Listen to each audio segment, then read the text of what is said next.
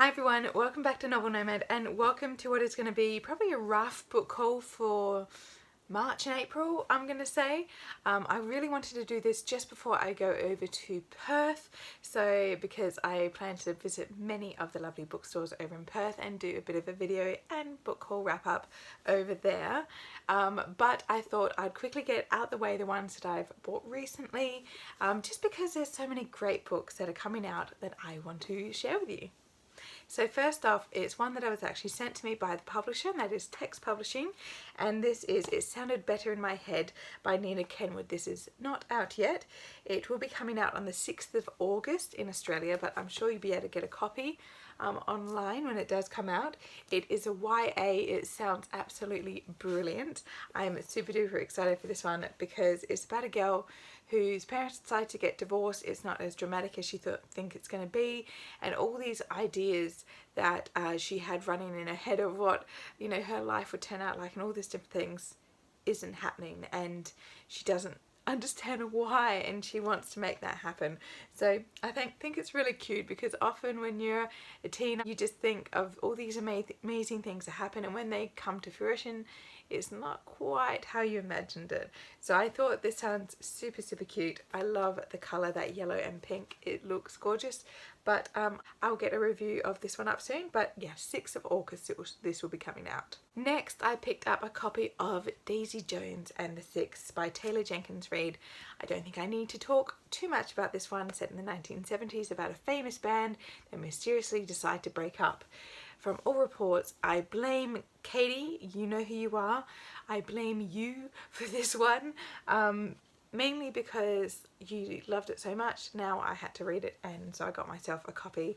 It's absolutely gorgeous. I love the fade on this one. The photo is perfect for the era as well, but there's so much hype going around about this one at the moment, so I just leave it there. I don't think I'd need to explain too much more about this one. Next is a book out from Hachette, Australia, and that is A Woman of No Importance by Sonia Purnell. This is about one of the most dangerous and influential spies of World War II, a female spy named Virginia Hall.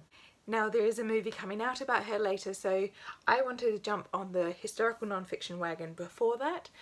This has just been squirreled away by my mum, who has just finished the book, and she absolutely loved it, and she got absolutely frustrated with so many of the men and their predictions of what women could do, but obviously Virginia proved them wrong time and time again.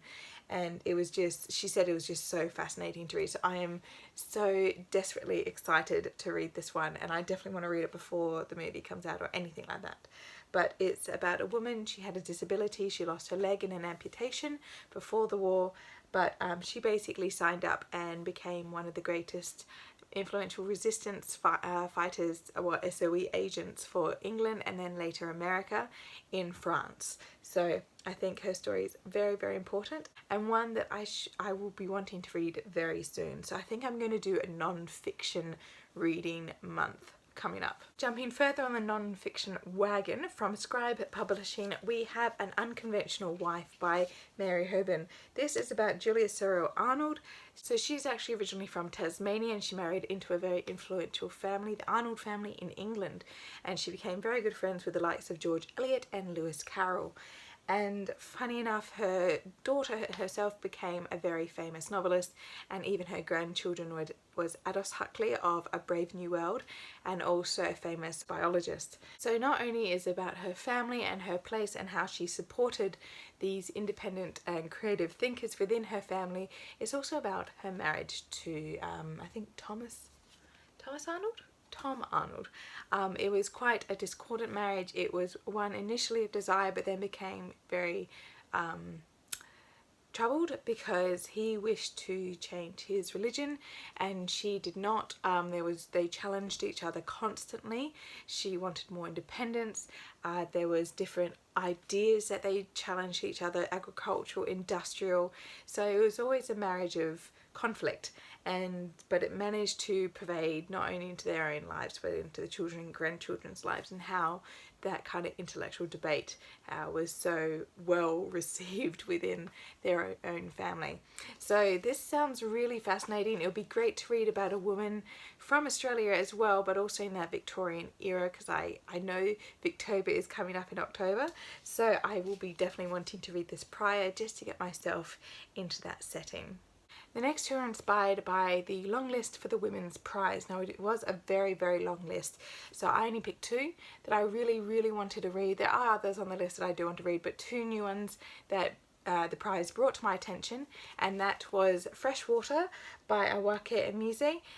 This one I find quite fascinating because from all reports, from those who've read it, who I trust very much, it's a really interesting look into a psychology of someone who is born within a country that doesn't truly accept people who are trans or within the LGBTQ spectrum. So this is from a Nigerian writer, and her character experiences something traumatic, and then when the main character goes to America, that trauma kind of catches up to them. So I think this will be incredibly interesting, very different from what I normally read, but yeah, I think that one really, really interested me, and I got very good reviews from many of the people I love and trust. And next is Praise Song for the Butterflies by Bernice L. McFadden. This one is just getting all the love on Instagram and Goodreads and BookTube at the moment, so I definitely wanted to pick it up. I got in the really pretty covers, as you could tell. I went for the pretty covers, but so excited for this one. It's set in West Africa. It uses some really interesting folklore, like myths and traditions, about a young girl who basically has to go become a priestess, and the things that she suffers, and her family comes back for her, how she tries to adapt back out into the more modern world. And I think it's going to be very interesting, especially to see many, because I don't read a lot of fiction from African writers or even set in Africa, so I really want to expand my reading capacity into the African writers, and so this one sounds absolutely brilliant. So the next one I blame entirely on Instagram or Bookstagram, and that is The Dreamers by Karen Thompson Walker. Just look how shiny that cover is, my goodness. But this one is quite interesting. So it's a bit of a thriller about people who, it's almost like a Contagion type story, but in a college in America, a girl goes home after a night out and she falls asleep, and her best friend can't wake her at all the next day, and then even the paramedics can't wake her, and then not after that another girl falls asleep and cannot be roused, and then after that so does another. So not only is the sleep, or the dreamers, are slowly pervading through this college, also panic hits in as well. So I think I'll be really interested to see this, because obviously it's exploring the concept of sleep and where people go in their sleep, and if this constant sleep, what is going on with the body within that stage, but also the panic that people are not dying but they're not technically there anymore. So it's not a contagion that can be fixed with understanding different viruses and things like that. How do you understand when someone just goes into a coma almost? So I think this is going to be very interesting and a nice little literary thriller.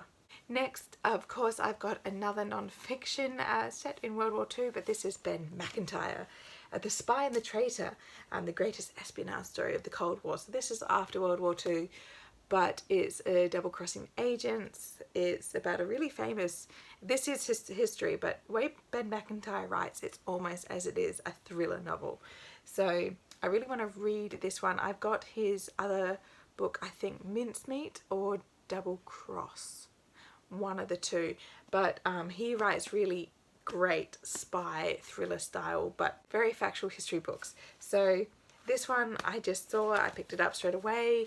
It was on special, so I thought, you know what, Spy and the Traitor, you know, Cold War, Russia. I really haven't read too much into Russia, especially after World War II. So that'll be quite interesting to see how both teams were playing each other, and then the spy themselves, how he was being a double agent and how he worked the system. So it's going to be very interesting. Thriller, history, excellence.